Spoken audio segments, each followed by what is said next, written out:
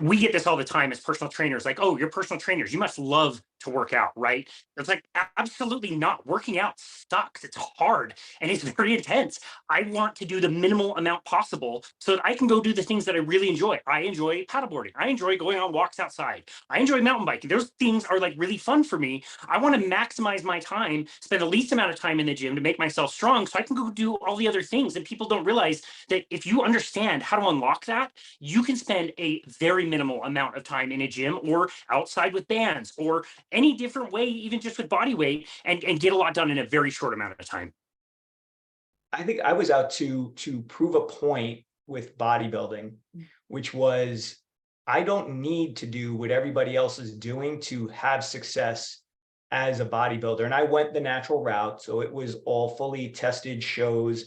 But while all the other competitors around me were exercising 5 to 8 hours a week, they're going in doing their resistance training workouts, but they're also doing their 30 to 60 minutes of cardio. I had not trained more than 90 minutes in an entire week during that span of time in which I was competing. And that was for 13 years, and did eventually reach the level of competing as a pro natural bodybuilder. I'm not a genetically gifted person by any stretch, always the smallest guy pretty much everywhere I go. But for me, it was, you know what, I'm not going to compromise my beliefs around this just because this is what everybody else is doing. And from a professional standpoint, I felt like it was a pretty good selling point that I could get myself into great shape. And yet I wasn't the stereotypical 5 to 8 hour a week personal trainer or bodybuilder.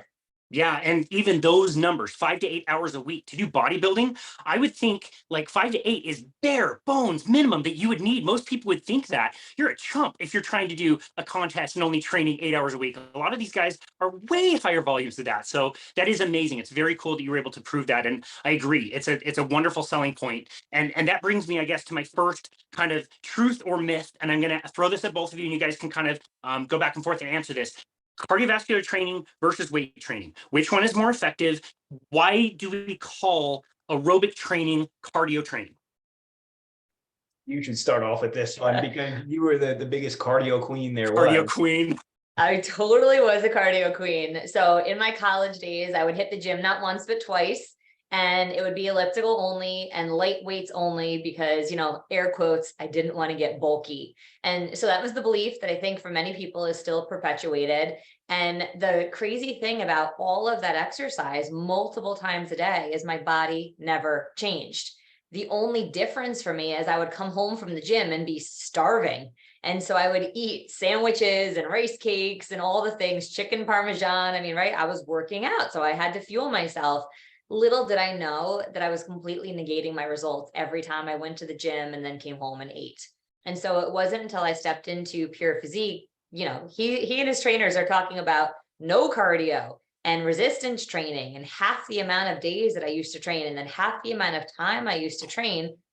It totally was mind blowing. I tried 6 gyms prior to stepping in, and nothing ever worked, so to speak. And so to watch my own body transform, it really was that mind shift that I had to have where I was like, whoa, maybe I've been doing it wrong all this time. Like, whoa, in addition to all of the things that are left out in public education, this was another big piece of it, how to take care of your body. And I just think it's such a disservice to so many people that they think, I want to lose fat, I got to do cardio.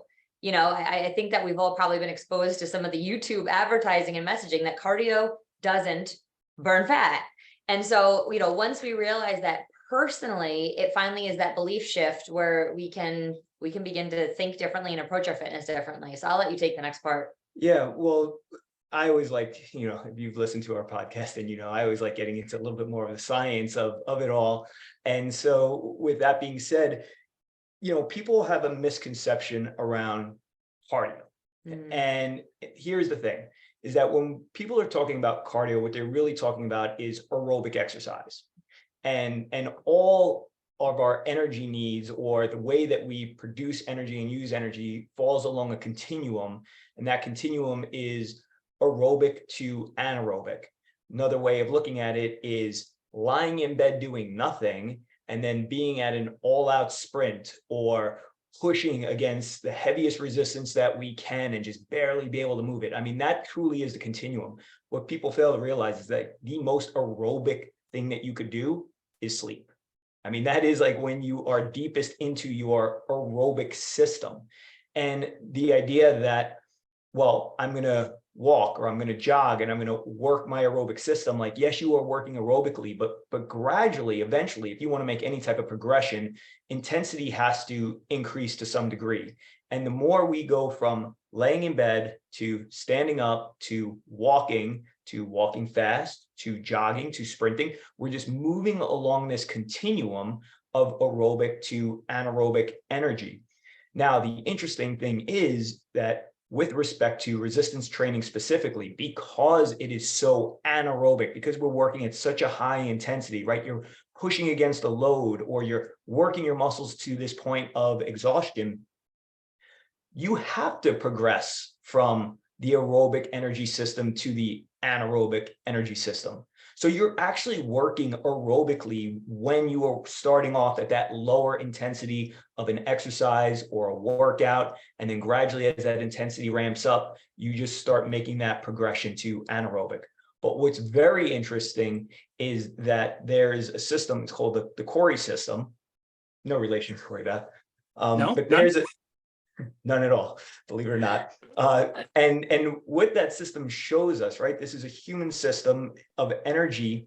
And what happens is that when we're working really hard, we're working at our highest intensity level. Everybody's familiar with the feeling of like, lactic acid's building up, right? If you're doing an exercise and you're starting to fatigue, burn starts to set in, that's this lactate building up in our body. Or if you're sprinting, right, you suddenly start to feel that increase in lactate. Well, that lactate, as it builds up, eventually you're going to stop. And when you stop your exercise, that lactate gets converted back into pyruvate. And the process of your body processing out that pyruvate is aerobic.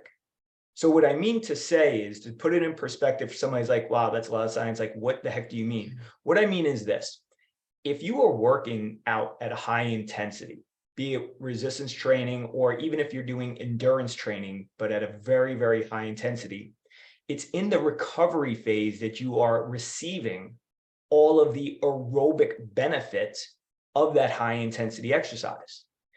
We don't need to separate these two things out, which has always been the common belief that, oh, I have to do this very, very low intensity work and exercise to work aerobically, and then I have to do this really high intensity exercise to work out anaerobically.